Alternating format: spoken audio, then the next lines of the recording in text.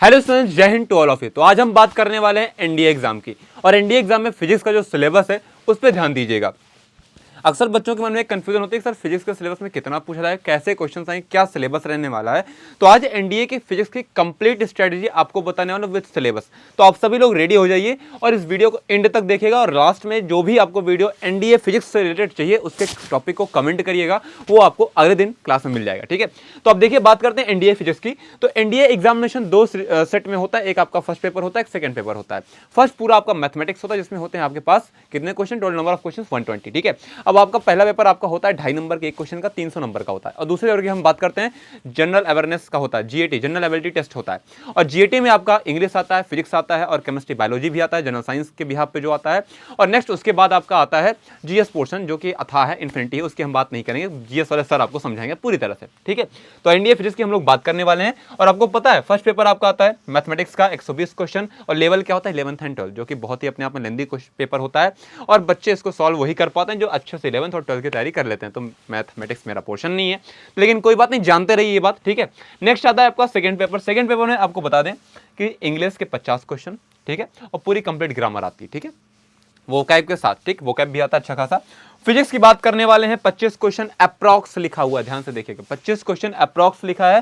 Chemistry plus bio के 25 question approx. ये जो 50 क्वेश्चन है साइंस पोर्शन के, इसमें केमिस्ट्री और बायो का लेवल तो बिल्कुल ही आसान है, बहुत ही लो लेवल है, यानी 10th लेवल तक के बच्चे इसको सॉल्व कर सकते हैं। लेकिन अगर हम बात करते हैं फिजिक्स की, तो बेटा यहाँ से आपके जो सिलेबस से आने वाला है वो 11th 12th दोनों कवर करता है। क्वेश्चन कभी भी कहीं से भी पूछ सकता है 11th और 12th दोनों मिला करके। तो अक्सर कंफ्यूजन हमें इसी टॉपिक में रहती है कि सर फिजिक्स में पढ़े तो कैसे, क्वेश्चन किस लेवल के आने वाले हैं। तो पिछले कुछ वर्षों में जो प्रश्न पूछे गए हैं एनडीए एग्जाम के लिए, उसमें मैंने एनालिसिस करके ये पाया है कि पेपर उतना टफ नहीं बनता। अगर आपके कॉन्सेप्ट, थ्योरी, फॉर्मूला तैयार हैं, क्वेश्चन आपने नहीं प्रैक्टिस भी किया है, ये तो नहीं कहूंगा कि प्रैक्टिस ना करना अनिवार्य है, नहीं करोगे कुछ नहीं आएगा। लेकिन कुछ बच्चे होते हैं जो कम प्रैक्टिस कर पाते हैं क्वेश्चंस की। हाँ, अगर उनको बेसिक नॉलेज है फिजिक्स की, हर चैप्टर की, हर टॉपिक की, हर फॉर्मूला बेसिक नॉलेज उनको पता है, तो वो कर सकते हैं इजीली। और मैंने देखा है फिजिक्स में किसी का फंसता नहीं है एनडीए के लिए। एयरफोर्स की बात अलग है, वहाँ पे कट ऑफ भी नहीं क्लियर होता, लेकिन यहाँ की बात करेंगे तो यहाँ पे फिजिक्स से आपको कोई दिक्कत नहीं होने वाली। लेकिन हम ये सोचते हैं कि हमें जो हमारी ग्रिप में है वो हमसे ना छूटने पाए,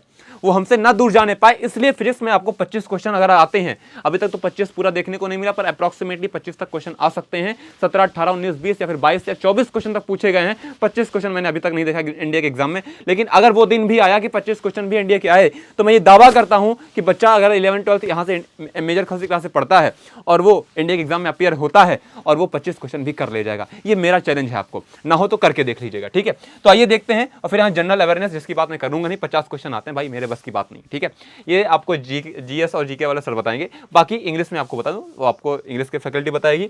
बायोकेमिस्ट्री भी मेरा डिपार्टमेंट नहीं, मेरा है फिजिक्स। आज हम बात करने वाले हैं, पूरी बात हम लोग करेंगे फिजिक्स के टॉपिक पर। और फिजिक्स के टॉपिक पर ध्यान से देखिएगा कि ये जो टॉपिक आपको दिख रहा है फिजिक्स का, ये 25 क्वेश्चन अप्रॉक्स वाला, इसमें 20, 22, 21 कैसे भी क्वेश्चन पूछ सकता है। मैं कह रहा हूं कि इस तरीके को अपनाओ, आप सॉल्व कर सकते हो। फिजिक्स भी उतना टफ नहीं आएगा आपके लिए। तो आइए समझते हैं भैया क्या है टॉपिक्स की। अगर हम लोग बात करते हैं, किसकी बात करते हैं हम लोग, टॉपिक्स की अगर बात करते हैं, तो टॉपिक में हमें देखने को क्या मिलता है। टॉपिक में हमें कुछ आपके क्वेश्चंस कुछ इस प्रकार से देखने को मिलते हैं। एक सेकंड,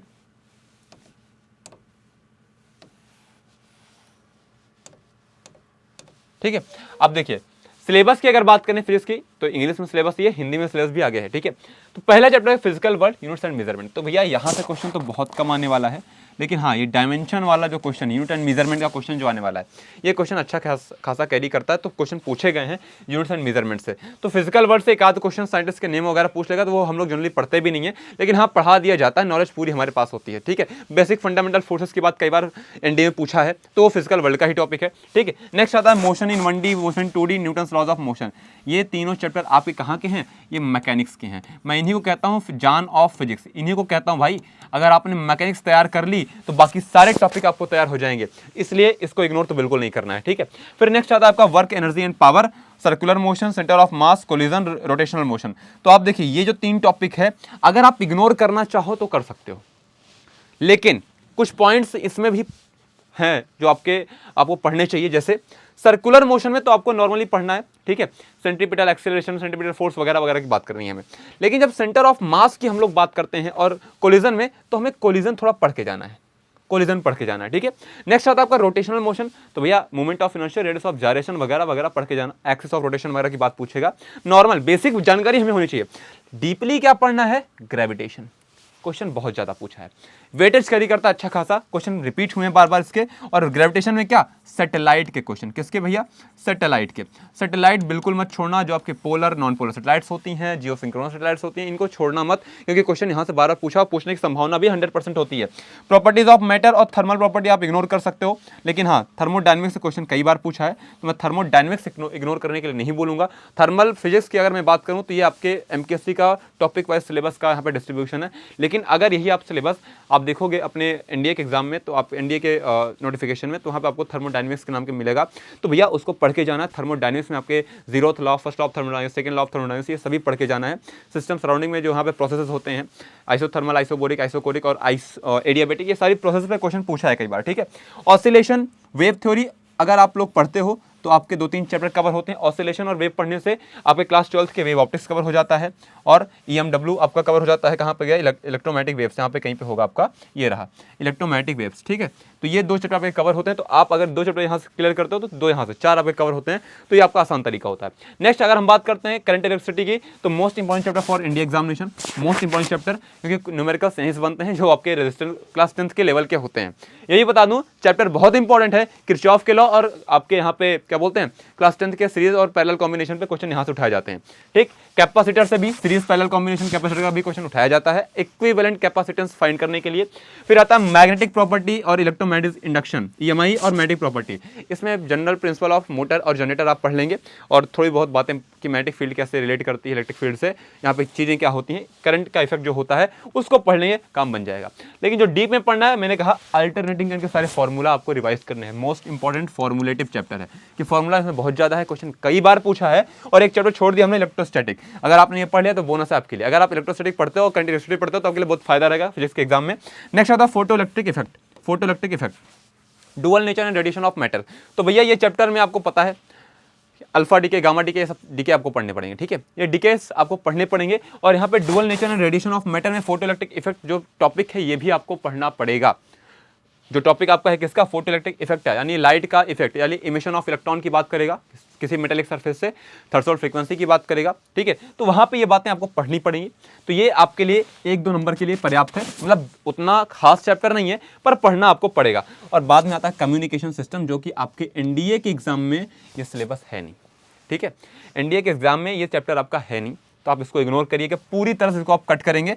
फिर आता है सेमी कंडक्टर, तो भैया आपको जंक्शन डायोड के बारे में पता है, एलईडी क्या होती है, सारी बातें आपको पता है। रिवर्स फॉरवर्ड बायसिंग आपको पता है, पी टाइप एन टाइप आपको पता है, इंट्रिंसिक एक्सट्रिंसिक, आपने जो फंडामेंटल टर्म ऑफ चैप्टर है वो आपको पता होने चाहिए। फिर आता है आपका nuclear physics, atoms and nuclei. भैया ये तो आपको खास है कि यहाँ पर डी ब्रॉगली वेवलेंथ वगैरह की बात पूछता है, तो आपको ये पता होना चाहिए। फिर आपका हाइड्रोजन स्पेक्ट्रम से क्वेश्चन बनता है, ये बातें आपको क्लियर होनी चाहिए। लास्ट में एक चैप्टर मैं आपको बताऊंगा जो आपके लिए बोनस है, वो है इलेक्ट्रोमैग्नेटिक इंडक्शन। क्या है मेरे भाई, इलेक्ट्रोमैग्नेटिक इंडक्शन। मेरे भाई इलेक्ट्रोमैग्नेटिक इंडक्शन वो चैप्टर है जहां से क्वेश्चन 2 नंबर से 3 नंबर तक कई बार पूछे गए हैं, यानी वेव लेंथ बताने के लिए, फ्रीक्वेंसी बताने के लिए, विजिबल कलर लाइट्स की फ्रीक्वेंसी और वेवलेंथ के बारे में, वहाँ कंपैरिजन या फिर असेंडिंग डिसेंडिंग ऑर्डर के क्वेश्चंस, ये सारी बातें पूछी गई हैं। और एक चैप्टर का मैंने जिक्र तक नहीं किया अभी तक, वो है रे ऑप्टिक्स। लोग कहते हैं सबसे इंपॉर्टेंट चैप्टर, MIMP है ये, किसके लिए, एनडीए के लिए। रामबाण महाबाण कोई भी बाण करो सब साबित करता है ये। कहते हैं ये चैप्टर कोई पढ़ के जाए तो आराम से 3-4 क्वेश्चन कर लेगा। तो बिल्कुल मैं आपको भी यही कहूंगा कि रे ऑप्टिक्स एक बड़ी यूनिट है जिसमें वेव ऑप्टिक्स भी आपका कैरी करता है। तो रे ऑप्टिक्स अगर आप पढ़ के जाते हो तो भैया आपको लेंस, मिरर और ऑप्टिकल इंस्ट्रूमेंट्स और लेंसेज के सभी फॉर्मूला प्लस जो आपके प्रैक्टिकल डेली लाइफ के फिनोमेना होते हैं वो आपका तैयार होने चाहिए, ठीक है। तो ये बातें थी किसकी, फिजिक्स के सिलेबस की। और यही सेम बात अगर आपको दिखाऊं, सेम सब कुछ मैं आपको यहाँ पे दिखाऊं और क्लियरली अगर मैं सब कुछ यहाँ पे आपको बताऊं, सेम यही बातें आपको हिंदी में भी देखने को मिलेंगी। तो वही टॉपिक के नेम हिंदी में है, तो मैं हिंदी आपको क्या ही बोलूं, लेकिन इतना याद रखिएगा फिजिक्स में कुछ भी करना है मेरे भाई तो आपको कुछ चैप्टर्स में इंपॉर्टेंट लिख दे रहा हूँ। मोस्ट इंपॉर्टेंट चैप्टर के नाम पे मैं आपको लिख दे रहा हूँ, उन चैप्टर्स को कंठस्थ करना। अभी तो मैंने डिटेल में बताया सिलेबस क्या कैसे आने वाला है, लेकिन कुछ चैप्टर्स के नाम मैं लिख रहा हूँ, उसको ध्यान दीजिएगा कि मोस्ट इंपॉर्टेंट चैप्टर्स, ठीक, कौन कौन से हैं। अब देखो ध्यान से, पहला मैकेनिक्स के जो मैंने अभी नाम लिए उनको तो आपको तैयार करना ही करना है। जो कुछ भी नहीं पढ़ा लास्ट टाइम पे उसे ये पढ़ के जाना है। क्या पढ़ के जाना है, ये पढ़ के जाना है। जो कुछ भी नहीं पढ़ना चाहता वो ये पढ़ के जाएगा। जिसने कुछ भी नहीं पढ़ा, किसी कारणवश वो नहीं पढ़ पाया, छूट गया उसका, मैकेनिक्स पूरा कंप्लीट करना है। फिर आता है आपका इलेक्ट्रोस्टैटिक। क्या आता है? इलेक्ट्रोस्टैटिक। मैं यूनिट्स के नाम अभी लिख रहा हूँ, ठीक, जो मोस्ट इंपॉर्टेंट यूनिट्स हैं। फिर आपका इसी में आता है करंट इलेक्ट्रिसिटी। क्या आता है? इलेक्ट्रोडायनेमिक का आता है, तो ये करंट इलेक्ट्रिसिटी है, करंट इलेक्ट्रिसिटी, ठीक। ये आपकी 3 यूनिट हो गई। चौथी की अगर मैं बात करूं मेरे भाई, तो आप ऑसिलेशन यूनिट को भी तैयार करिएगा। ऑसिलेशन हो गया। और फिर 5वें में अगर मैं बात करूं, तो जो 5वीं यूनिट है आपकी, वो क्या है? ऑप्टिक्स। ऑप्टिक्स आपको तैयार करना है, ठीक है। और 6वें में अगर एक 6वीं यूनिट का नाम मैं अगर जिक्र करूं यहाँ पर, तो जो 6वीं यूनिट का जिक्र करूंगा मेरे भाई, वो कौन सी होने वाली है आपकी? आप सभी को पता है कि जो 6वां नंबर पे आएगा वो क्या है आपकी? Nuclear physics. क्या है? या फिर आप न्यूक्लियर फिजिक्स ना लिख के आप सीधे लिख सकते हो क्वांटम फिजिक्स। क्या लिखिए? Quantum physics. तो ये इसमें से आपको बेसिक चीज़ें पता होनी चाहिए, क्वांटम फिजिक्स, ठीक है। और लास्ट में एक ही बात बोलूंगा कि जब आप सारे चैप्टर्स पढ़ रहे हो तो ग्रेविटेशन को इग्नोर मत करिएगा। क्वेश्चन बनेंगे ग्रेविटेशन पर। कहाँ से बनेंगे? ग्रेविटेशन में, ठीक है। ग्रेविटेशन में आपको सबसे इंपॉर्टेंट सैटेलाइट देखने को मिलेगा, तो सैटेलाइट को भाई बिल्कुल मत छोड़ के जाना, क्योंकि क्वेश्चन यहीं से आपके आने वाले हैं, ठीक है। इतनी बातें क्लियर हो गई, ये टॉपिक्स आपको क्लियर करने हैं। अगर इंडिया के एग्जाम में पाने हैं अच्छे नंबर, तो आइए जुड़िए मेयर खसी क्लासेस के साथ, और हर एग्जाम में, हर सिलेबस, हर सब्जेक्ट में आपके नंबर के 100% दिलाने के सुनिश्चित करते हैं यहाँ के एमकेसी की पूरी टीम। तो अपनी टीम के साथ मैं भी ये कहता हूं कि अगर फिजिक्स के आपके 25 क्वेश्चन के लिए आप यहाँ पे आते हो, तो आपका क्वेश्चन 100% डन होगा, और ये वादा है, ठीक है। तो भैया सबको जय हिंद, जय भारत, बने रहिए एमकेसी के साथ।